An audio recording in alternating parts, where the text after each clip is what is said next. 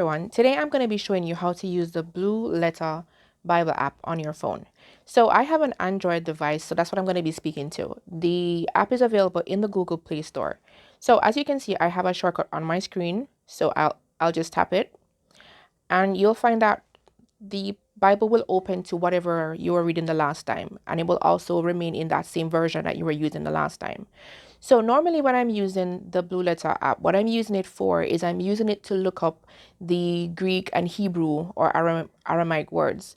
So it's pretty simple. So let's say, for example, you were reading Psalm 139 and you decided that you wanted to know what this word, compasset, because it says, thou compasset my path and my line down and are acquainted with all my ways. So what does compasset mean? So you just tap it, and then you'll see a whole menu opens up to the right. So all I will do is I'll click on the word interlinear, and it will open this, and you'll realize that there are different options. In my experience, not all of them have all the words, so I tend to click on the reverse, and now you'll see the Bible passage, the words, the English words appear on the left, and the Strong's numbers in the middle, and the original language word appears on the right. So in order for you to look up the word, what you need to do is either click on the hyperlink under the Strong's number. In this case, it would be H2219, and then it will tell you all about that word. Now, let's say, for example, you wanted to, know how it was pronounced. You could simply press this button here. That's a little speaker icon. And it's probably not going to read because I have a phone in, but normally it will just basically come out and it will tell you the number and it will pronounce it for you twice. So at least you have an option of actually hearing how it sounds. But if you don't get that, you can actually go down here, and in the Strong's definition section, it will give you the key as to how it's pronounced. So in this case, the word is Zara, and it tells you it's pronounced Zara. So it tells you that it's a primitive root, and it gives you another word that you can compare it to, but it gives you the meaning. It says to toss about, by implication to diffuse, winnow, cast away, compass, disperse, fan, scatter away, spread, strew, or winnow. Now you'll realize that you'll have a lot of options. So sometimes it may be a bit confusing to you because you know which one is the right word. The way to determine that is to look at the context. So you'd go back to the verse and look at it in context. Another thing that you can do is you can actually look at it here to see the outline of biblical usage. This section will tell you basically how it typically translates, like what it normally means. So one of the main meanings is that it means to scatter, to fan, to cast away, to disperse, to spread, to be scattered. What you'll also be able to look at are different lexicons. So this particular lexicon, it just gives you a snapshot. So if you wanted to see everything, you could just click on that tab to view, and you'd scroll through.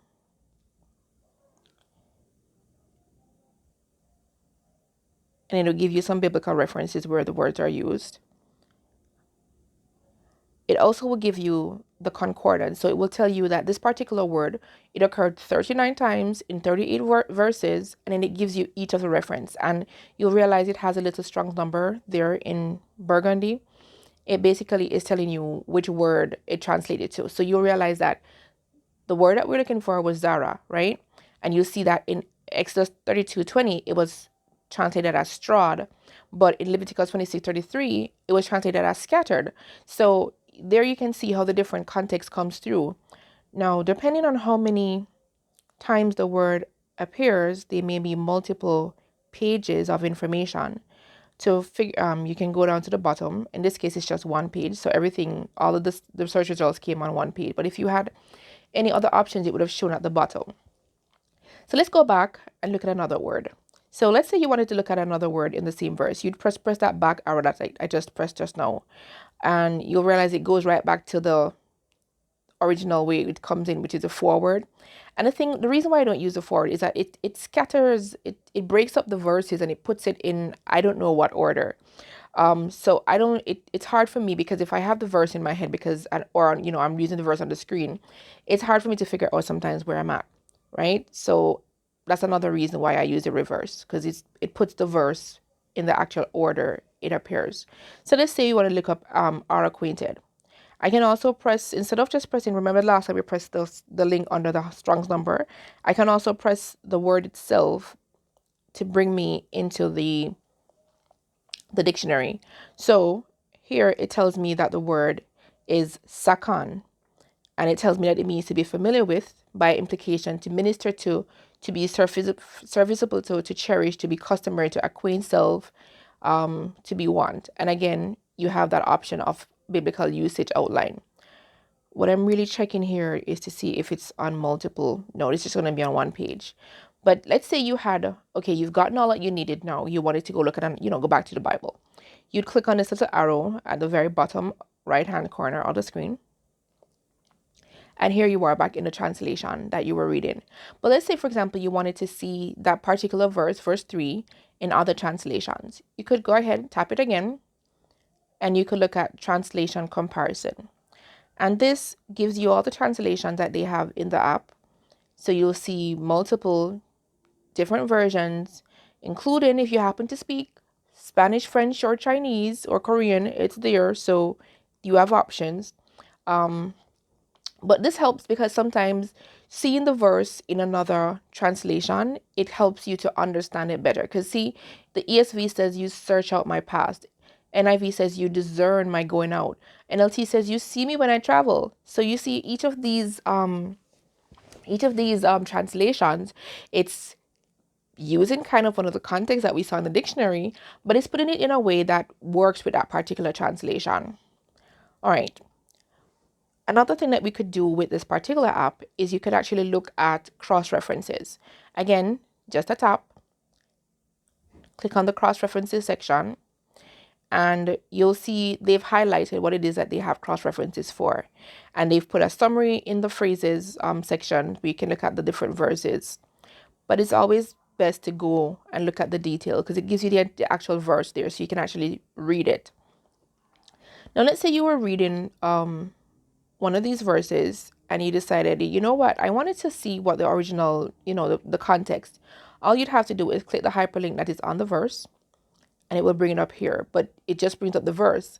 But you can go and click see all of Genesis 28, in which case it will take you to the entire chapter, or you can even go to this chapter in the app itself. So it's no longer in Psalms 139, it's now in Genesis 28, and you're able to maneuver through it the same way. Let's say you want to go back to where you started, you just press that little back arrow, and here you are once again in Psalm 139. Now, if you were to look at the menu, you'll realize that there are other things there. There's text commentaries, there's audio, video, which are sometimes like sermons or teachings on the particular passage.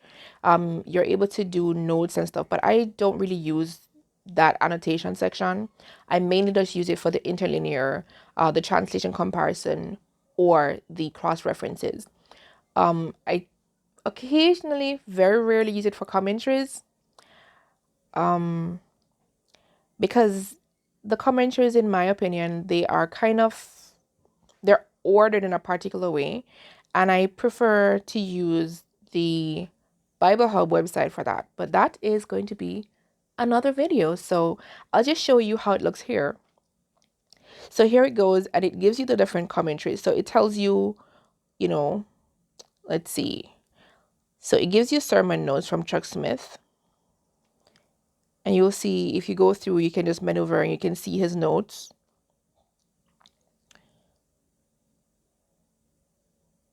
Let's go back. All right. Let's see what else we see here. You can go look at Matthew Henry's commentary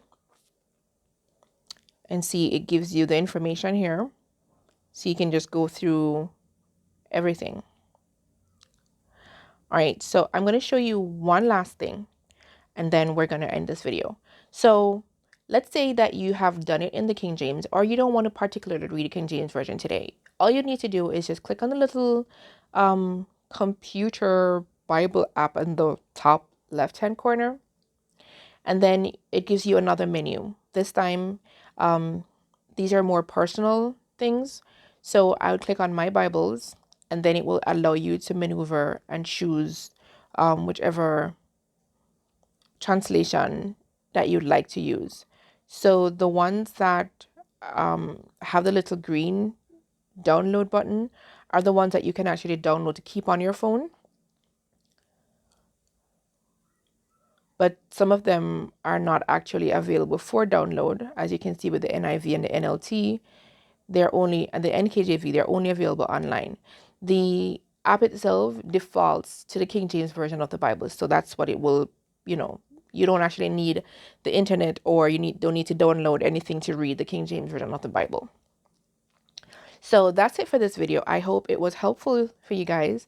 If you had any questions about how to use this app, just leave me a comment and I will get to it as soon as I can. So until next time, this is Amy, and I'm encouraging you to know God, know yourself, run your race,